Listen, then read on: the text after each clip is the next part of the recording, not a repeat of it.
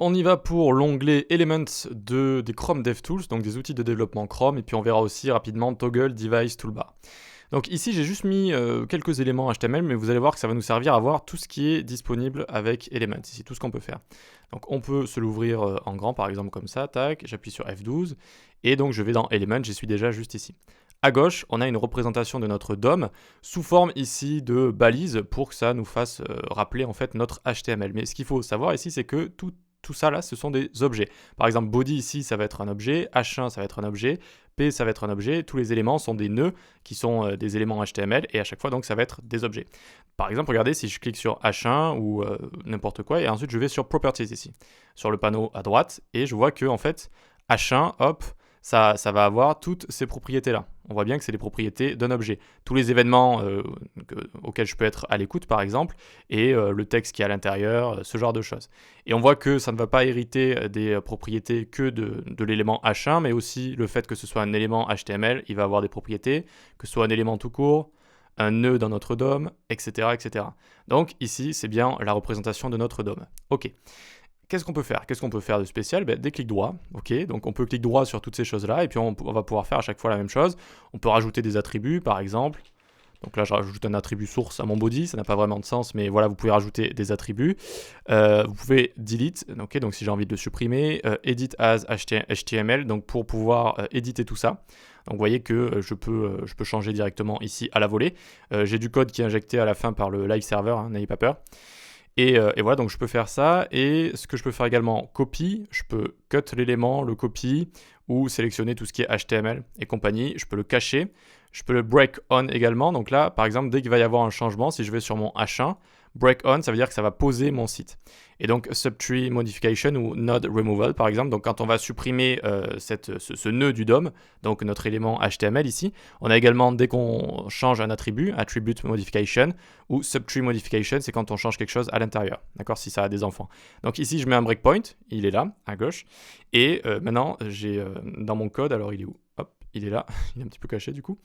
Dans mon code ici, j'ai juste pris le titre, et si je clique dessus, ça le remove du DOM, comme ça. Ok, donc voyons voir ce qui se passe, je vais cliquer, hop, et vous voyez que ça m'a mis paused in debugger ici, donc ça m'a posé, ça m'a amené dans source directement.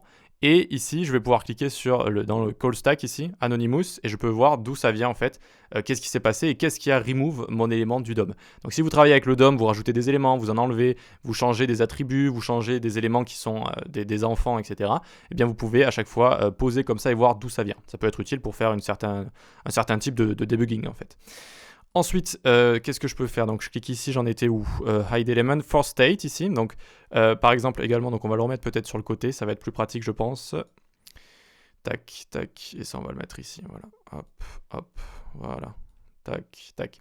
Donc ici, imaginons, je vais rajouter juste à mon H1 un background et un box shadow. Vous allez voir que ça va être utile dans la partie style, même si ça ne va pas ressembler à grand chose pour le coup. Et mon H1, alors mon H1 du coup il a disparu, tac.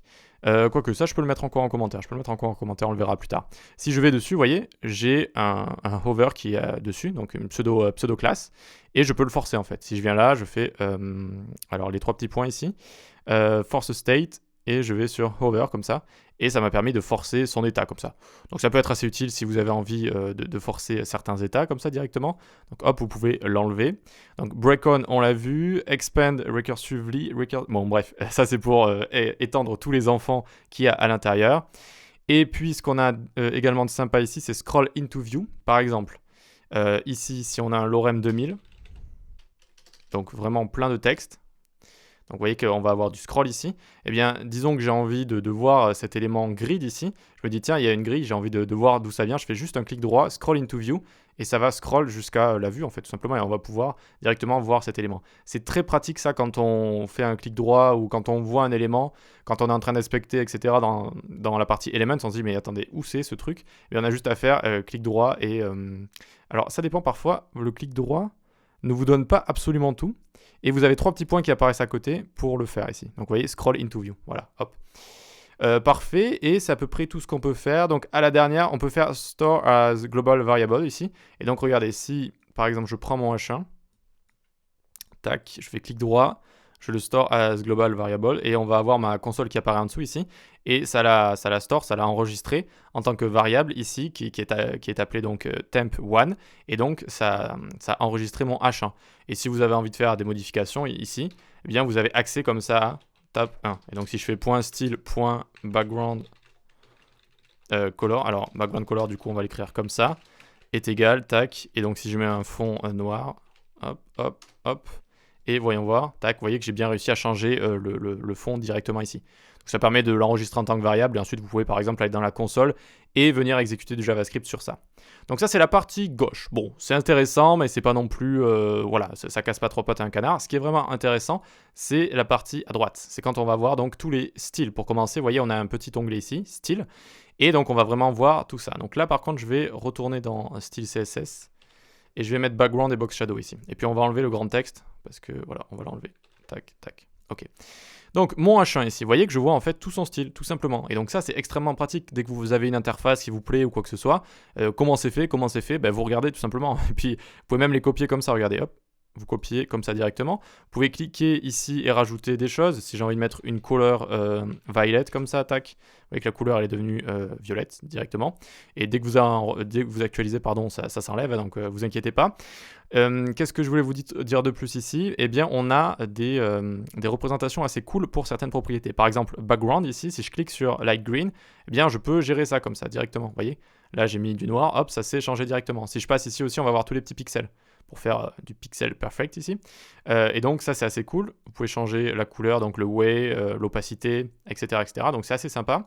Vous avez également donc pour le ease ici, le easing, vous pouvez cliquer, hop, allez, hop, du coup, et on voit comment ça se passe en fait, comment notre courbe de Bézier se passe, et on peut changer tout ça pour changer la manière dont l'animation va se dérouler. Et donc normalement ici ça vous met cubique Bézier, avec votre animation du coup personnalisée comme ça.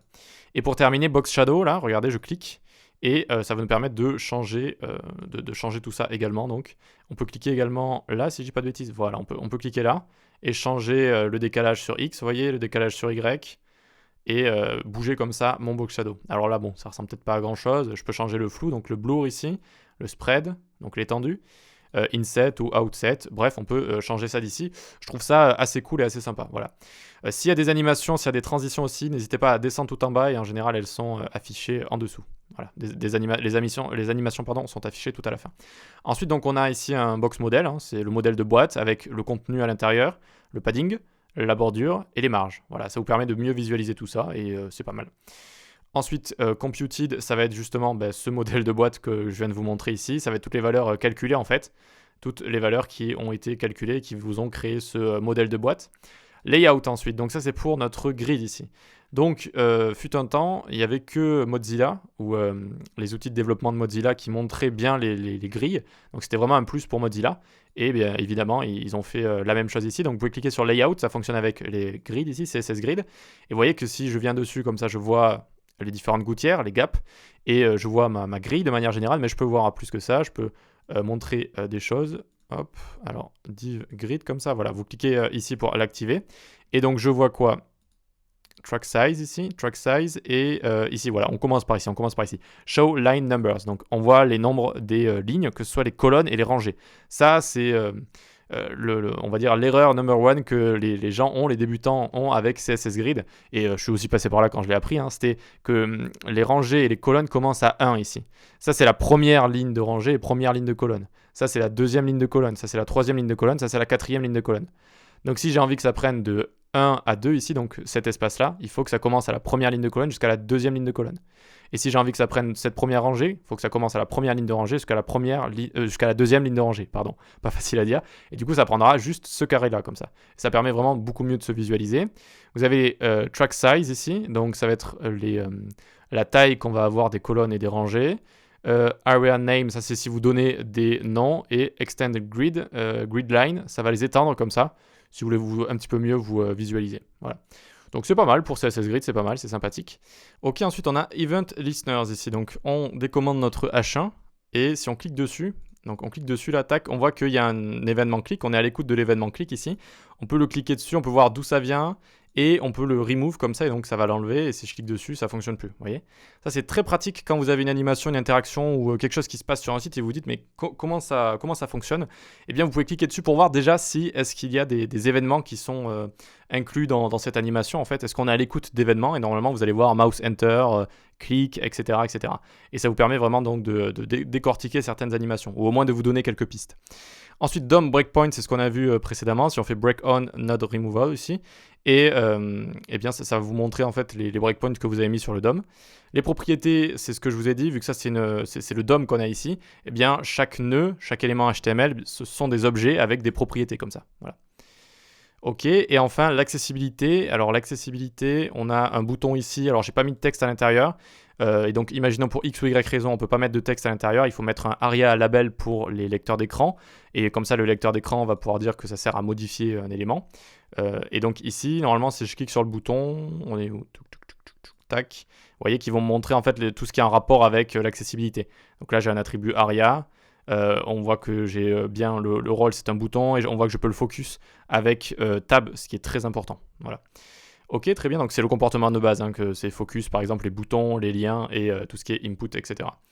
Parfait, parfait. Donc on a déjà fini en fait cette partie. On a déjà fini cette partie. Ce qui est vraiment intéressant, c'est de voir le style des éléments. Et même, vous voyez, là, on a le style de base en HTML des boutons. Vous savez qu'il y a pas mal de choses déjà de base. Donc vous pouvez voir en fait tout ce qu'il y a ici. Et donc voilà, le plus sympa, c'est de voir le style, de faire quelques changements ici dans notre DOM. Et quand vous utilisez CSS Grid ou si vous avez des comportements un petit peu plus spéciaux, vous pouvez les trouver ici. Allez, pour terminer tout ça, on va cliquer là, hop, sur Toggle Device Toolbar. Et on va pouvoir ici, alors on va sur Responsive, tac. On va pouvoir gérer le côté responsive d'un site directement, donc le côté réactif, ça a été traduit comme ça en français.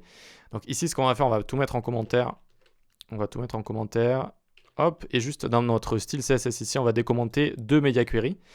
Donc on a un max width et un min width. Ok, donc max width c'est en dessous ou égal, et min width c'est au-dessus ou égal. Et donc on va pouvoir les repérer. Alors on se retrouve dans Toggle Device Toolbar et on peut visualiser, c'est ça qui est vraiment cool, les media query ici. Vous voyez que ça c'est mon max width, 800, et min width 1200. Et donc on voit bien ici que c'est en dessous ou égal de 800, ça va hop s'appliquer. Et là c'est au-dessus ou égal de 1200, et ça va s'appliquer également. Voilà. Donc vous avez la largeur et la hauteur, vous pouvez changer soit comme ça, soit en l'écrivant directement ou en bougeant avec les flèches directionnelles. Vous avez le mode responsive, donc c'est là où on est actuellement, mais vous avez aussi des types de téléphones qui sont très connus, par exemple, ou une tablette, par exemple iPad, comme ça, et ça vous met directement les dimensions, du 768 par exemple, fois 1024, comme ça. Et alors, je crois que c'est en mode... Ouais, j'étais en mode...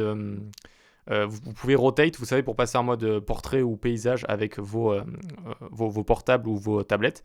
Donc là, je crois que j'étais en mode paysage, je dirais. Et non, là, je suis en mode paysage et j'étais en mode portrait, je crois. Oui, j'étais en mode portrait. Parce que là, du coup, on a bien la largeur 1024 qui est plus grande que la hauteur. Donc, c'est comme si on tient l'iPad avec nos deux mains comme ça et en mode paysage. Ok, donc on a iPad, on a Pixel 2, c'est un téléphone, iPhone 6, 7, 8, etc. Et donc vous pouvez tester tout ça. Alors attention avec Toggle Device Toolbar, parfois c'est un petit peu buggé, c'est reconnu, hein, c'est reconnu, surtout si vous travaillez un petit peu longtemps dessus, à force de tout bouger en responsive comme ça, etc.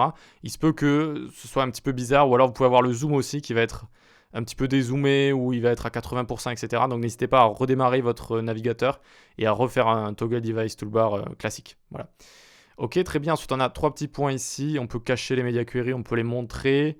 On peut show roller ici. Ok, d'accord. Donc ça, je l'avais pas fait. Hein. Ça, je l'avais pas encore fait.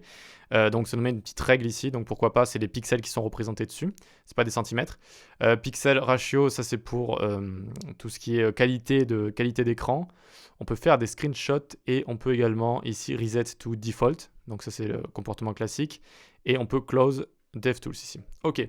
Donc voilà pour Elements et pour Toggle Device Toolbar, des outils vraiment sympas, et on va pouvoir passer à la prochaine partie donc des découvertes de nos outils de développement Chrome. On verra Source et je pense que ça tiendra une vidéo, mais sinon je ferai Source et Network en même temps.